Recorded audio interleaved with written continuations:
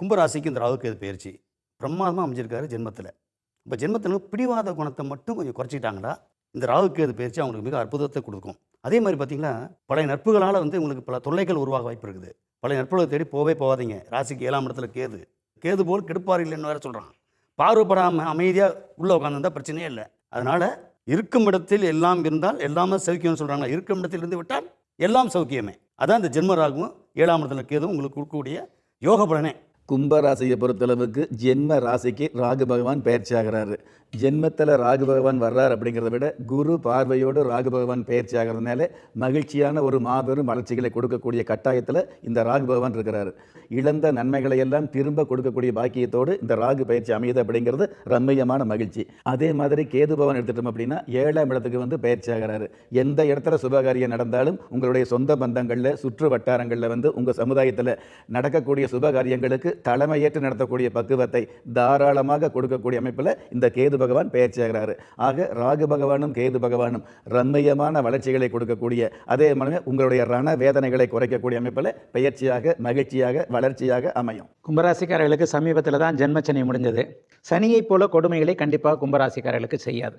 குருவின் பார்வையில் இருக்கிற ராகு வெளிநாட்டு லாபம், வெளிநாடு சம்பந்தப்பட்ட பயணங்கள், ஏற்றுமதி இறக்குமதி சம்பந்தப்பட்ட விஷயங்கள், உணவுப் பொருள் சம்பந்தப்பட்ட விஷயங்கள்லாம் கண்டிப்பாக ஏற்றத்தை கொடுக்கும், சந்தோஷத்தை கொடுக்கும்.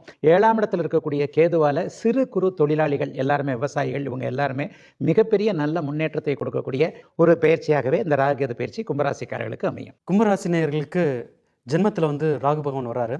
ராகு பகவான் ஜென்மத்தில் அது கஷ்டத்தை கொடுத்துருவாருன்னு நினச்சி யாரும் பயப்பட தேவையில்லை. ஏன்னா குரு ராகுவை பார்த்துட்டு இருக்கிறதுனால அந்த கஷ்டங்கள் எல்லாமே கம்ப்ளீட்டாகவே விலகிடுன்னு சொல்லலாம். குறிப்பாக வேலை பார்க்குறவங்களுக்கெல்லாம் ஒரு நல்ல ஒரு சந்தோஷமான விஷயம். இது வரைக்கும் அவங்க வேலை பார்த்ததுக்கு ஏற்ற ஊதியமே கிடைக்காம கஷ்டப்பட்டுட்டு இருந்தாங்க.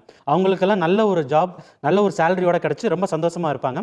7ல் கேது இருக்கும்போது இந்த பார்ட்னர்ஷிப் தொழில் செய்கிறவங்க மட்டும் கொஞ்சம் கவனமாக இருக்கிறது நல்லது. ஆக மொத்தத்தில் இந்த ராகு கேது பயிற்சி கும்பராசிக்கு மிகவும் நல்லதொரு பயிற்சியாக கண்டிப்பாக இருக்கும். கும்பராசி தான் ராகு பகவானுடைய சொந்த வீடு, அற்புதமான வீடு. பணவரவு இனிமேல் அதிகமாக இருக்கும்.